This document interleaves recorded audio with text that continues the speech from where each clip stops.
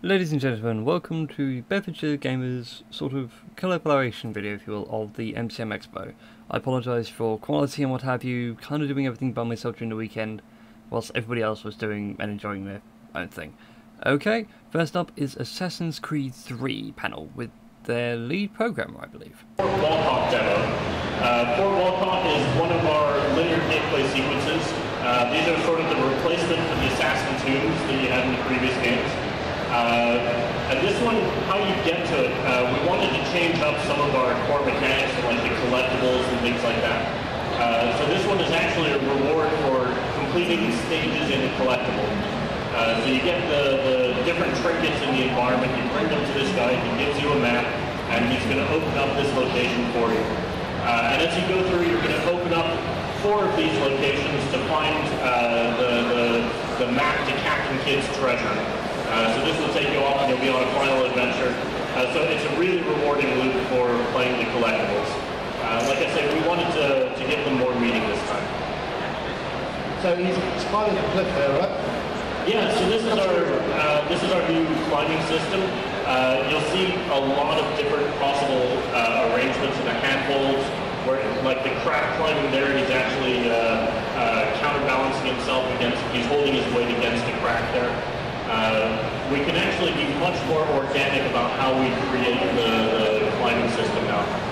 So you'll see a lot of variety and a lot of different environments that you can be climbing in. And this was all to support this new location going to the American Revolution, and having sort of a really organic terrain was important for us, something we wanted to bring to people.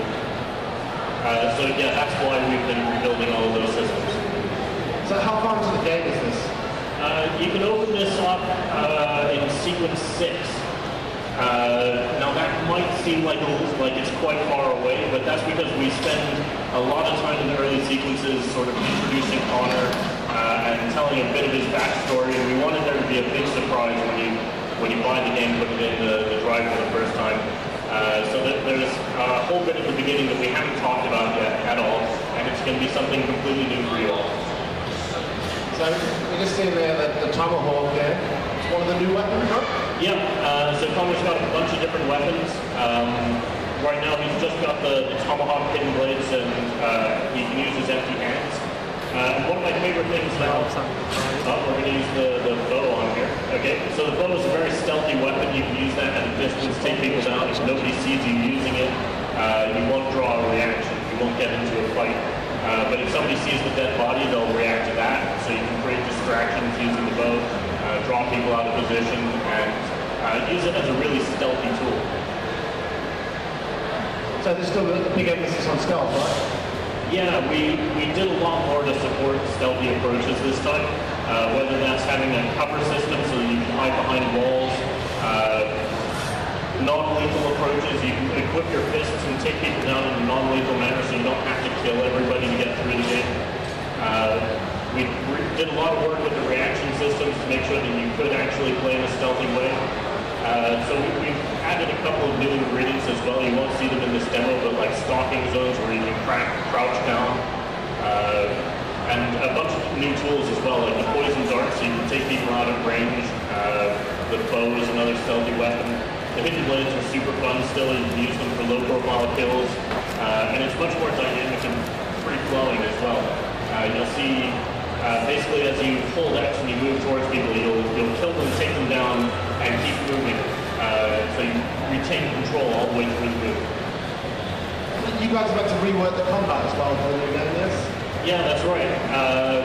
We took a lot of the principles that were working from Brotherhood and just expanded on them and refined them. So we changed how you enter into and exit out of conflict. Previously you had to basically lock on to people using the left trigger, or you could attack somebody. And then to escape you had to unlock and then start running away. And it was kind of complicated and not very fluid. So that was one of the first things that we prototyped, is how to get in and out of conflict. And now it's automatic. So basically as you stand near somebody who's in conflict with you, who wants to fight you, you're going to enter into the fight stance automatically. And if you hit the high profile button, you'll start running straight away. So it's really fluid to get in and out of conflict. So, obviously well, right? Yeah, so you're seeing Connor here. He's half native, half British. He's our new assassin. We're going to be experiencing a lot of his life. You know, for instance, we're going to see a whole sequence of the game that's played in the Mohawk language when you're basically, you know, experiencing a bit of Connor's younger life. I heard that subtitle, right? Yeah, it is, yeah. Just checking. My Mohawk's not great. So what are the, I mean, obviously the Blue Frontier elements now, which are completely new to the franchise. How hard is that to do? Well, we had to go back to the beginning for a lot of that. We had to rebuild our navigation system. That's another cool stealth move, killing somebody from the corner, dragging him behind there so his buddy doesn't see the dead body. So yeah, for the Frontier, we had to rebuild our navigation system, build a whole set of new animals, different ways of hunting. We have forts that you can conquer. We have convoys that are running through there. We have dozens of, or not dozens, we have a few clubs that you can join, but as you do different activities, whether it's hunting or fist fighting, exploring the world, people will notice that you're awesome at doing these things, and they'll come up to you and say, hey, you should join our club, and they'll give you a list of challenges and some missions that are specific to those activities that you've been doing. So we've done a lot to fill it up with different activities that will keep you engaged as you're playing. You can fight bears, right? Yes, you can. You can even assassinate them. So if you get up on the trees, they won't notice you coming, and you can jump down, assassinate them, and take them out without them ever fighting against you. How hard is it to program the bear's AI? We had a little team dedicated just to that. We had a programmer who was just for animals. And we had a couple animators just to support that team. And one of my game designers was pretty much spending all of his time doing that. And we just saw at the ship then, and obviously there's the naval warfare that's into the franchise. Where did that come from? Yeah, that was really a product of the history. You know, the involvement of the navies was critical to the success of the revolution, and we wanted that to, you know, be a big part of the game. So there's a lot of prototyping to get there, a lot of just trying out new ideas, and you know, eventually what we found was that it was a really cool addition, and I can't wait for people to start playing it coming soon. So it's even a bit more brutal as well, am I right? Yeah, so you just saw a double counter kill, like two enemies attacking at the same time, and we wanted Connor to feel a bit more raw and rough, so that's why he's quite so brutal during the combat. That was an exceptionally good run of that sequence. The big guys with the kills there, they're actually able to resist your counter kill, so you have to take a different approach to kill them. We wanted that with all of our enemy types as it goes. Like once you get beyond the sort of basic grunts, all of the advanced enemy archetypes will resist different moves and force you to take different strategies to beat them. So what are we actually seeing here? So we're just escaping as your buddy Faulkner is actually shelling this island. Another perfect run. And we're out. Good round of applause, perfect run. A lot of pressure. Right, so we're going to open up the mic for you guys now. If anybody wants to get on the mic and ask a question. They do get swag, just got to say that. So next up we have Forza Horizon. This is only background footage from the Expo floor.